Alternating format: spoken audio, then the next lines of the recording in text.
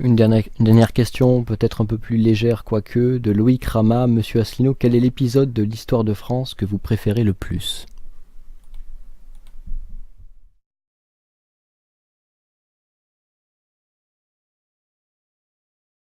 Là, franchement, j'avoue que je vais un peu bugger parce qu'il y en a tellement, il y a tellement d'épisodes auxquels on peut songer et que l'on reste un petit peu pantois devant ça. Non, je dirais, allez, puisqu'il faut bien se lancer, un épisode où le merveilleux se mélange avec le réel pour faire quelque chose.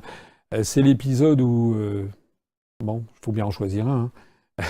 C'est l'épisode où Jeanne d'Arc arrive à Bourges où elle voit celui qu'on appelle le petit roi de Bourges, le futur Charles VII, le fils de Charles VI. Tout à l'heure, je parlais de Charles VIII, qui était le fils de Louis XI, Louis XI étant le fils de Charles VII. Vous savez que Charles VI, on est à la fin de la guerre de Cent Ans, Charles VI, en 1420, signe le traité de Troyes, avec, sous l'influence, Charles VI, il est devenu dingo en 1395, je crois dans la forêt de Brocéliande ou un truc comme ça. Il s'est mis d'un seul coup, il traversait, il était à cheval, et puis il s'est mis à vouloir tuer. Je crois qu'il tue un de ses gardes autour de lui. Enfin bref, le roi de France devient fou. Voilà, donc Charles VI devient Charles VI le Fol, ça restait dans l'histoire. Et il était affublé d'une femme d'origine allemande qui s'appelait Isabeau de Bavière, qui venait de Bavière, dont on a beaucoup dit qu'elle était la maîtresse donc du duc de Bourgogne.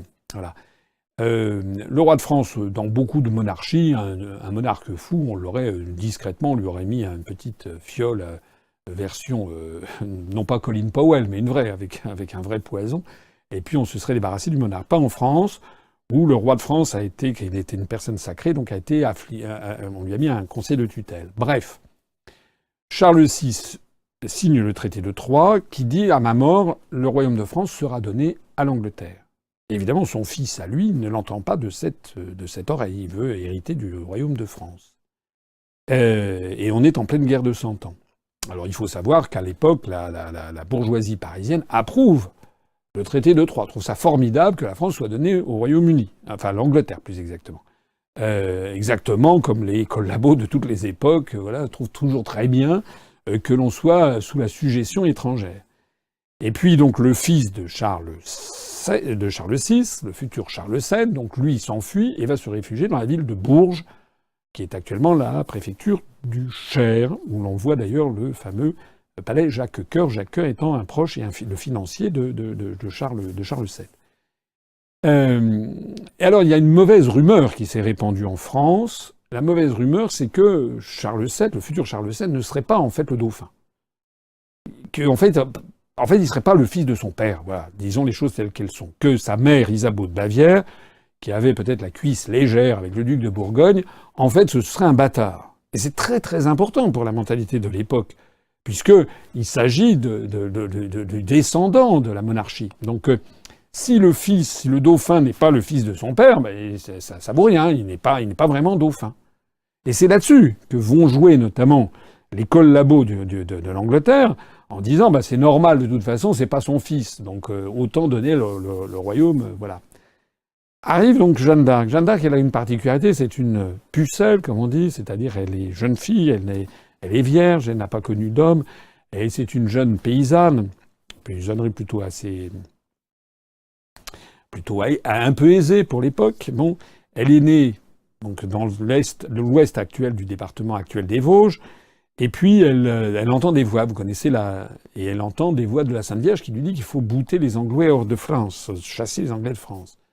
Et donc elle va voir le seigneur de Baudricourt qui lui prête deux, trois soldats, et elle traverse les lignes possédées par les Anglais, des territoires possédés par les Anglais, parce qu'elle veut aller voir le futur Charles VII, le futur roi, le petit roi de Bourges, comme les Parisiens le méprisent, puis il s'est réfugié à Bourges. Elle veut aller le voir, parce que c'est lui le roi de France, après la mort de son père. Elle veut aller le voir pour lui dire qu'il va se secouer, quoi. Il doit réagir, il doit défendre la France. Et elle arrive donc à Bourges, Et là, l'épisode, c'est ça, l'épisode qui est vraiment magique, enfin un peu étonnant dans notre histoire, c'est que le roi apprend qu'il y a cette jeune fille qui arrive, qui prétend avoir entendu la Sainte Vierge. On est donc dans les années au milieu du XVe siècle, hein, donc les gens croient beaucoup à ça. Mais ils veulent savoir si c'est pas une affabulatrice. Donc, elle arrive, et puis elle va être prise en main par des sages-femmes qui se précipitent déjà sur elle, qui lui relèvent les jupes et qui vont examiner la nature pour voir si c'est vrai d'abord que c'est une pucelle. C'est vraiment comme ça que ça s'est passé. Et puis comme c'était bon, après ça, elle vient avec Jeanne d'Arc, et elle le font entrer dans une salle où le roi est habillé comme certains d'autres personnes autour de lui, et ne se fait pas connaître. Il est méconnaissable. Il n'y a pas de télé à l'époque, il n'y a pas de journaux, il n'y a pas de photos. Donc il est méconnaissable. Il se fond dans la masse. C'est simplement pour voir comment va réagir Jeanne d'Arc. Et elle arrive et dit la chronique. Alors moi j'y étais pas, je ne sais pas, c'est peut-être que ça a été enjolivé au XIXe siècle, c'est possible. Elle a été canonisée en 1920, Jeanne d'Arc. Et la chronique dit qu'elle arrive dans cette salle et elle va voir directement Charles VII, qui est habillé en bourgeois, et elle se met à genoux devant lui et elle lui dit « Mon Seigneur et mon roi ». Ça veut dire quoi?